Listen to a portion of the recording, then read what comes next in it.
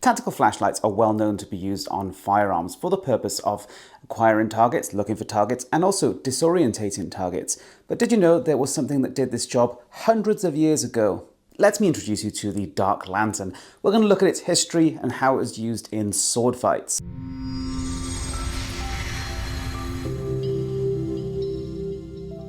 Hi and welcome back to the Academy of Historical Fencing. I'm Nick Thomas, and today looking at the dark lantern. Now this is quite a fascinating little device which we know goes back hundreds of years, in fact back to the age of Shakespeare and earlier. We know this because Guy Fawkes was caught with one during the Gunpowder Plot, and his one actually still survives in a museum in Oxford today. Now, what is a dark lantern? Well, this example that I'm showing you here today is an antique original from about the mid-19th century, although we know it's really not so different to what was being used back in the 17th and 18th century. Now, what it is a handheld lantern that has directional light and the ability to go dark. So you think of a modern flashlight or torch, it has an on and off switch. And that is very versatile, but it also means that you can go blackout if you like. You can go completely dark whenever you want for nefarious purposes potentially. But also if you're trying to not be seen because you're in the military and the police, all these kinds of purposes. Now, historically speaking, the dark lantern, which also was called the bullseye lantern and the police lantern, among other terms, was actually used by quite a lot of different sorts of people. It was used by the police and detectives so they could kind of lie in wait or survey crime scenes at night, capture criminals, that kind of thing. It was also used by criminals, very famously, thieves for example, to be able to go and rob houses and similar. It was also used by the military. Look at this artwork from 1862 of Confederate soldiers using it during a kind of a night outpost, and by this artillery unit using the dark lantern to calibrate their guns. It also had some wider civilian purposes, and we see in this article here that it's really not just about authorities and criminals, but actually regular people were using them as well. But, as we see in Angelo's smallsword manual, it was widely considered a serious crime to be caught with a dark lantern and a sword or other weapon. And that's because if you're carrying such a weapon with a dark lantern, it's because you're up to no good, you mean to do something bad. Now, considering Angelo's fencing manual, which is to do with the smallsword, that is where we pick up with this as a tactical flashlight in the same way that you'd have a light or torch fitted to a firearm. And in Angelo's manual, and it's not the only one, we see the same in the Marcelli manual in 1688, so a far earlier manuscript, the use of the dark lantern alongside a sword.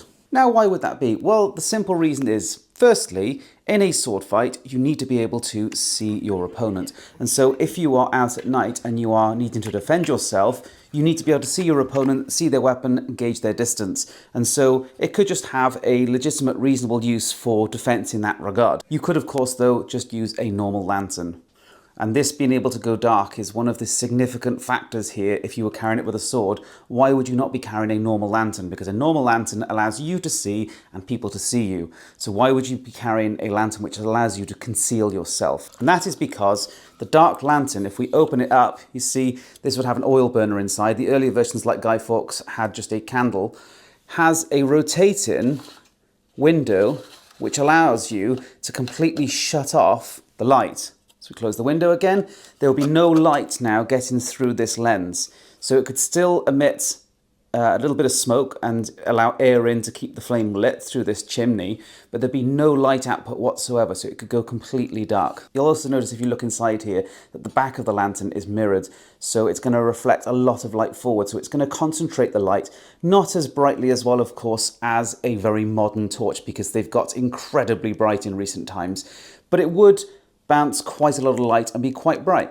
So the dark lantern can fulfill the basic purpose of lighting up your opponent, but it can also do the disorientating part that you sometimes see tactical lights being used for today. And that is when you shine the light into somebody's eyes, they, particularly at night, they're losing their night vision. It is quite distracting. It's hard to get your bearings and understand what's going on in the fight. But there's a huge other factor going on here, which you only really notice when you actually try using these. So we did put this into use in fencing, this actual one. Now, I didn't run the oil burner inside because they were notorious for leaking and setting people on fire, setting people's trousers on fire and similar to that kind of thing. So we actually put an LED little torch in there and then some diffusing material so it wasn't super bright. And it did the same result without actually being a fire hazard. Now, if we go back to the Angelo plates, they do show the use of the dark lantern in 2 of the 3 positions that he describes, but you don't really get a sense of the atmosphere, the ambience, and the effect that it has on the fight.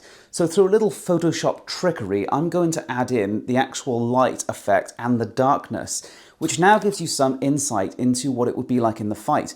So when you actually try doing it for real in your sparring, the first thing you realize is that the person with the dark lantern kind of vanishes. And that is because this is a directional light, not a normal lantern. And as a result, the person who's in front of the dark lantern is lit really well for the person using this to actually see and strike. And the person behind the dark lantern just vanishes almost into a shadow. And that is hugely significant. If you can't see your opponent, not only is it hard to hit them, but it's hard to judge what's coming at you. When we talk about fencing, so often we talk about distance. And if you can't judge the distance between you and your opponent, the depth, that's a real problem. You can't tell when they initiate an attack, you can't tell which direction it's coming from. And so not only is this disorientating, it's also a massive advantage in you essentially vanishing into the darkness and just becoming a shadow, which is kind of a very difficult thing to fight. Now, we've done this in sparring 2 different ways. We've done it with this lantern and we've done it with a simple camp lantern. And that was sort of interesting as well, but that had the ability to turn on and off, which we had a bit of fun with, but that couldn't be done with these originals. You'll actually notice in the 1973 Three Musketeer film that they do have a dark lantern fight, and they're actually able to open the shutters, and so they can vanish into the night. That wasn't really possible as far as we know with dark lanterns until very late 19th century. Previously, they always had turn kind of chimneys that would close it off, so you couldn't do it one-handed, you couldn't do it on the spur of the moment. It wouldn't be like a switch on or off. However, there are ways that you can emulate doing the same thing. So you can just turn the lantern into yourself and point the actual lantern part into your body and essentially close off the port yourself or tuck it into your coat and things like that. So there are ways to do this sort of on and off version, but it's not by a sort of a button or a hinge sort of roof essentially. Now, that fight scene in that Three Musketeer movie it's obviously very, very silly. And also they have this open-in sort of port, but it gives you a sense of some of the chaos, although of course they've lit the scene very, very well, which means you can easily as a viewer see what's going on. Which is good from a viewer's perspective, but doesn't give you the reality of what it's actually like, because if you see what a lantern fight's really like, it's really, really dark and it's really hard to see what's going on. You might actually start getting flashbacks to a certain Game of Thrones episode and get a bit of PTSD from dark scenes.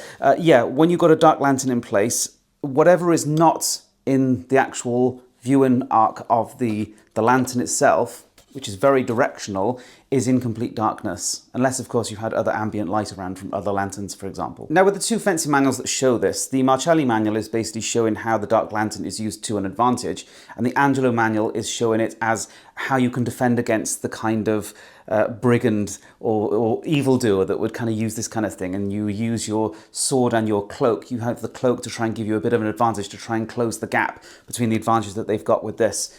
So when you're in a night fight, you're constantly looking to acquire the opponent's blade. And some manuals like Roath talk about this, where in a night fight, you want to be doing sort of circles with the blade, sort of parades in front of you, which are trying to scoop up the opponent's blade because you haven't got the depth perception. You can't quite tell where the blade is. And so the cloak can really help in that regard, sort of snag the opponent's blade, create more of a barrier. It's kind of, you know, it's a way to try and even the odds. And so Angelo says there are essentially 3 ways to hold the lantern. One is just off to the side, as you might commonly hold a dagger as a sidearm.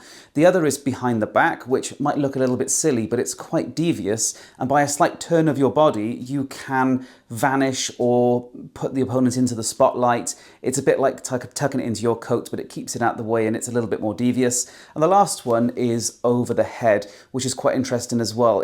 Again, it's really, really distracting and hard for the opponent to see what's going on, and you just disappear under the lantern into shadow. Now, in the Angelo manual, 2 of those positions are shown, and one of them is not, which is the over the head. However, with a bit more Photoshop trickery, I have Photoshopped into that position so that we can now see the over the head as well. So by sparring with the Dark Lantern, what did we learn? Well, the first thing is it's an awful lot of fun. It is also absolute chaos because when people are in that frantic kind of don't know what's going on, a bit cornered kind of scenario, they will do crazy things. They'll start spinning, rotating, randomly jabbing, just anything to try and find the opponent or keep them at bay. So it can be quite chaotic, which means it can still be quite dangerous for the lantern user. But the most significant thing that we found in the fight is this fact that you are disappearing behind the lantern. It's obvious that, you know, the opponent is lit up and they might be distracted by the light or blinded by the light. But this disappearing into darkness and the depth perception issues are something that you really don't see and don't notice until you get into that fight. And that is why I've photoshopped these images from Angelo to give you more of a sense of what it would be like. Now, when we filmed it for real, when we did the sparring with this, when we did it with the directional actual Dark Lantern, the scene was so incredibly dark that you could barely see what's going on.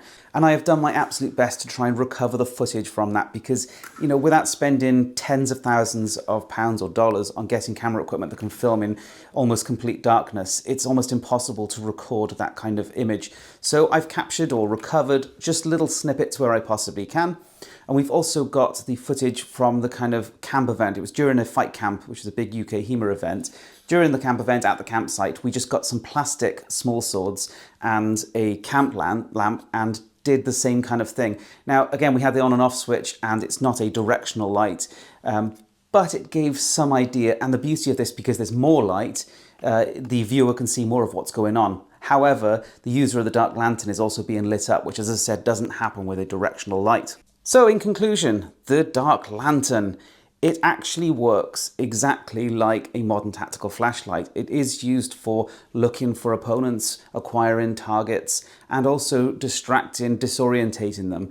But it's also really good at vanishing behind the torch, which becomes incredibly difficult for the opponent to judge quite what is going on. Is it an advantage in the fight? Absolutely. It is actually really effective. It is a horrible thing to have to try and fight against. And we can see that in reality, this would kind of pretty much never be used in any legitimate way, perhaps in certain military contexts, for example. But overall, this is something for thieves and brigands and basically for dark deeds, hence the name. And so there you go, there is the Dark Lantern. These we know were in use in the 16th century. We know the Romans, in fact, were using something not so different to this thousands of years before, where there was a window on front and closed off sides. But as far as we know, they didn't have an ability to go dark, as far as we know. But this kind of idea of the Dark Lantern comes in the 16th century, as far as we know, and it remains popular all the way up until the early to mid 20th century. And so that's all for now. I hope you enjoyed the video. The Dark Lantern is a fascinating piece of kit. The idea of it being used as a tactical flashlight in the fight is really quite a fascinating one. And you know, night combat, it happened and it is chaotic and it is difficult to work out what's going on. It's very dangerous. And this is the kind of thing that could really give you the edge. I really hope you enjoyed watching. I'll see you in another one.